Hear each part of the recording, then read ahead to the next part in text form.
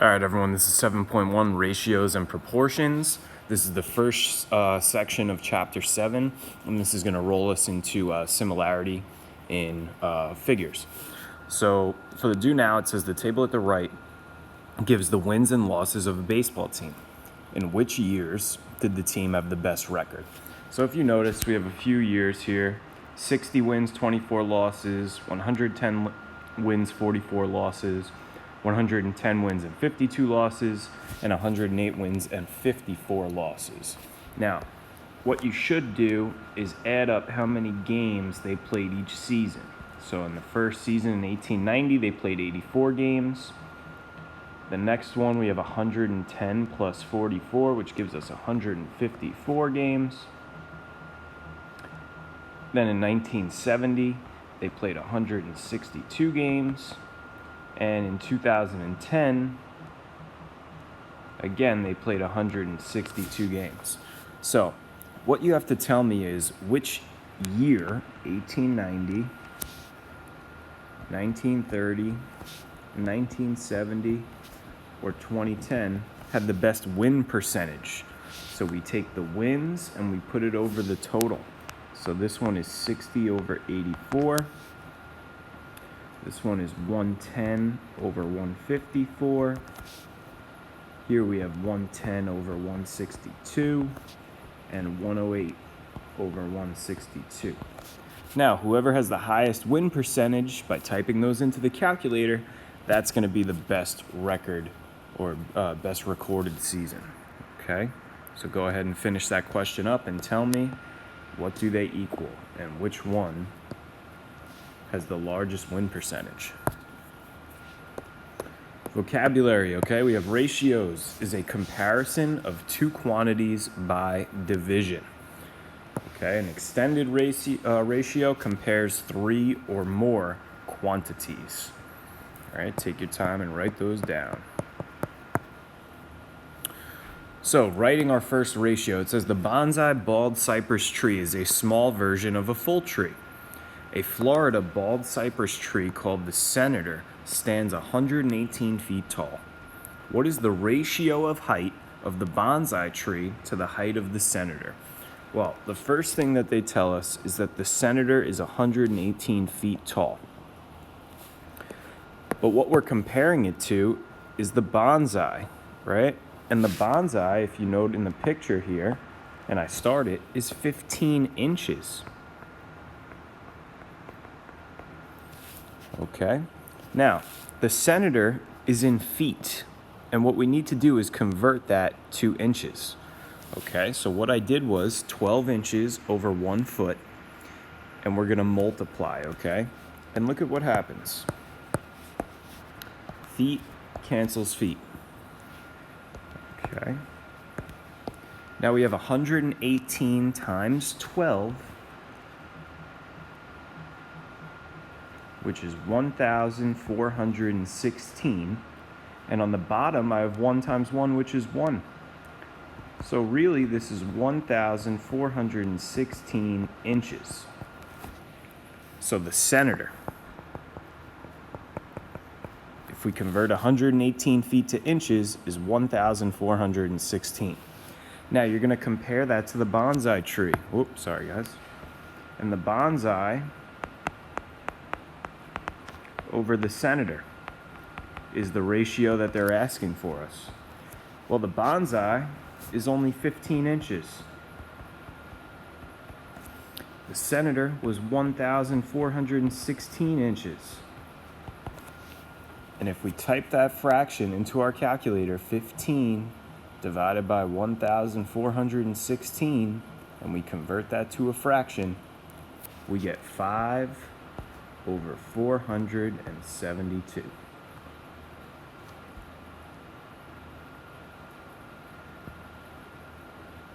And there's your ratio, guys. 5 over 472. Now, you could write it as a fraction, or we can write it like this. Either way is acceptable.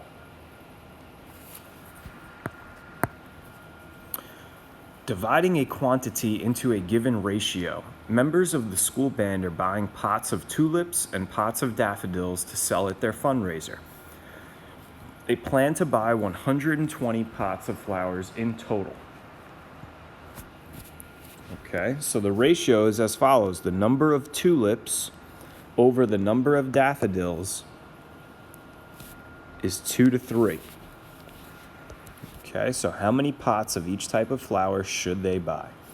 So the first thing is that we're going to have to set up using the ratio and find the number of pots. Okay, so our expression to find the number of pots. So we're gonna because if you look at our ratio, the tulips corresponds with 2 and daffodils with 3. So I'm gonna let 2x equal the number of tulips. And I'm gonna let 3x equal the number of daffodils. Okay, so 2x plus 3x equals the 120 pots that we want, which really is 5x equals 120. Divide both sides by 5, and x equals 120 divided by 5 is 24. Now, all we have to do is take that 24 and plug it in, okay? 2x is really 2 times 24, and 2 times 24 is 48. So that's 48 tulips. And 3x is really 3 times 24. And when you type that in the calculator, we get 72 daffodils.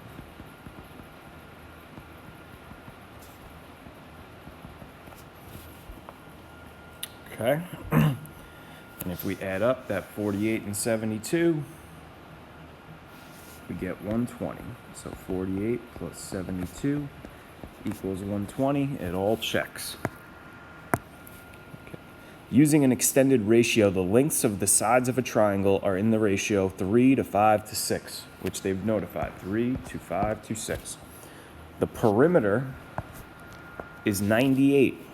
What is the length of the longest side? Well, perimeter is when you add up all the sides, correct? So let's do that. 3x plus 5x plus 6x equals 98. 3 plus 5 plus 6 is 14x equals 98. Divide both sides by 14, and x equals 98 divided by 14 is 7. So the longest side is what they're asking us about, which would be 6x. So 6 times 7 is 42.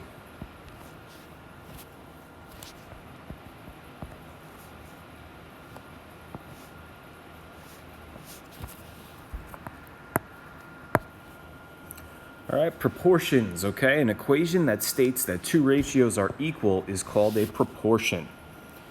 The first and last numbers in a proportion, which you see in orange here, are the extremes. The middle two numbers are the means. Okay, so this is where the idea of cross multiplying comes from. You multiply your extremes and you multiply your means. So if we were to practice that,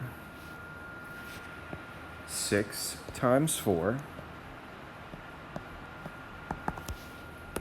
and that equals 5 times x.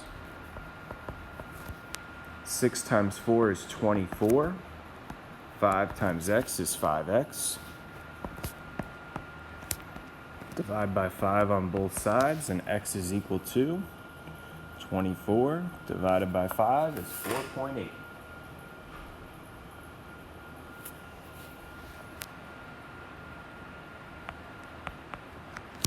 Okay, so we could either leave it as 4.8 or 24 over 5. Either way is okay. Okay. Again,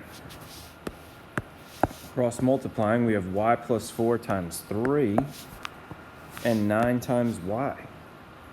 So now this time we have 3 times y plus 4. Make sure you put it in parentheses, okay? And then we have 9 times y. All right, well, 3 times y is 3y. 3 times 4 is 12. And 9 times y is 9y. Minus 3y on both sides. And 12 is equal to 6y. Divide by 6 on both sides, and y equals 2.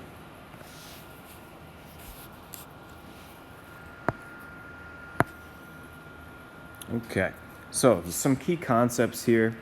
If you take a over b is equal to b over c, so we can convert them to equivalent, okay, proportions. So the equivalents are the reciprocals, which literally means to flip both fractions. 2/3 becomes 3 over 2, 4/6 becomes 6 over 4. The next one is you could switch the means. Okay, so 2/3 becomes 2 over 4, and 4/6 becomes 3 over 6. In each ratio, add the denominator to the numerator. So 2 plus 3 over 3. 2 plus 3 over 3, and 4 plus 6 over 6. Okay? A little weird, but we just have to be able to identify these. And let's take a look. So they give us a over 7,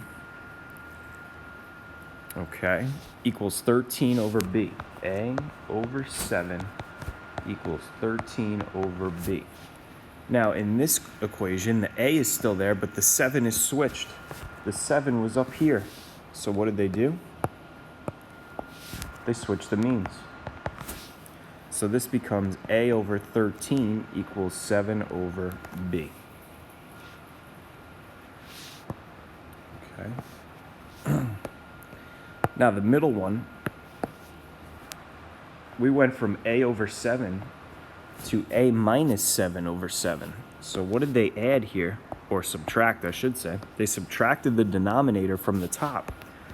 So if we do that on one side, if I put a minus 7 over here, then my second fraction on the right should be 13 minus its denominator, which is b. So we get 13 minus b all over b. Okay, and last, we have 7 over a. So what did they do? They switched the numerator and the denominator. So let's do the same on the right-hand side and make this b over 13. Okay? All right, what is the solution of the proportion 20 over z equals 5/3? Hint, cross multiply. 20 over z equals 5/3. Okay, so to cross multiply, we have 5 times z and 20 times 3.